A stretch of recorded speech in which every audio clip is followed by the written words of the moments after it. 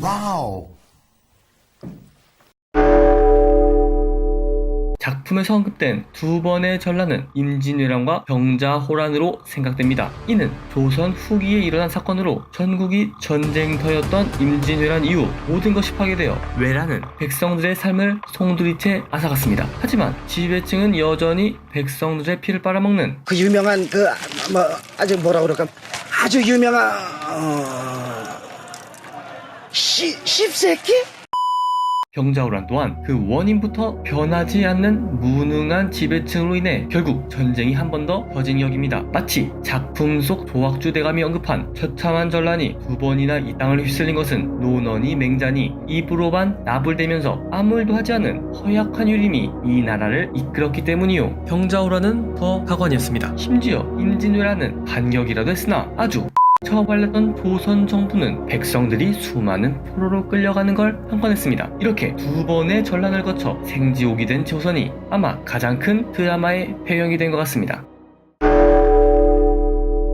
작품 속 정치적 음모의 중심에 있는 인물이 바로 조학주 대감과 계비 조씨로 해원 조씨 가문이 조선을 꽉 잡고 있었습니다. 이러한 설정은 마치 조선 후기 세도 정치를 보는 듯 했습니다. 왕은 병에 걸린 좀비 마냥 허수아비 신세고 그 아래 권력의 중점인 한 인물들이 조선을 뒤흔들었죠. 작품 속에서는 왕실 호위부대인 내금위조차 개인 호위부대 마냥 사용하고 있었습니다.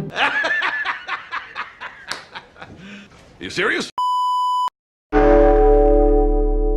드라마 본 내내 각종 배우들이 입김이 굉장히 신경 쓰였는데 작품 속 중요한 장소인 언골 그리고 여기는 벌써 얼음이 얼어있네 라는 대사와 흉년으로 백성들이 항상 배고픔을 달고 사는 모습 가장 먼저 떠오르는 것이 경신대기근이었습니다. 이때 조선에서는 경술년과 신해년 2년에 걸친 대기근으로 두 번의 전란이 지나간 이후로 점차 백성들의 삶이 나아지고 있는데 이젠 자연재해까지 조선을 가만히 두지 못했습니다. 형술년 한 해 동안 추위, 가뭄, 물난리, 태풍, 병충해, 구제역 등 인류 멸망의 날을 맞이하는 조선이었습니다. 전국 어디든 모조리 농사를 막 쳤고 어떻게든 살기 위해 백성들은 고향을 버리고 떠돌아다니기 시작했습니다. 꼭 그렇게 다 가져가야만 숙이 후련했냐?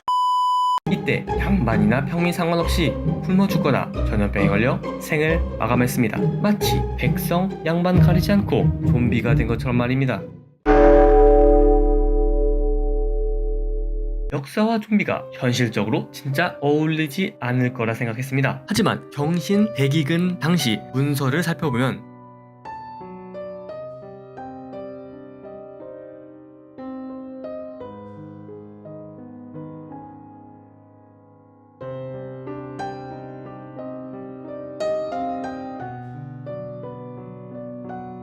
마치 영화 속에 나오는 좀비의 모습과 굉장히 유사했습니다. 또한 드라마의 배경이 되는 경상도는 역사 속 공식적인 수치로 경신대기근 때 전염병에 걸린 사람 중 절반 정도가 경상도에서의 사망자였고 사망자는 전라도가 가장 높았으며 경상도가 그 뒤를 이었습니다. 하지만 각 지역의 관료들이 구휼을 잘 못했다 처벌받을까봐 일부러 축소하거나 생략된 내용이 있을 수 있다 생각합니다. 만약 이들 기록의 사망자들이 좀비로 인한 희생자였다면 이렇게 생각하면 굉장히 소름이 돋습니다.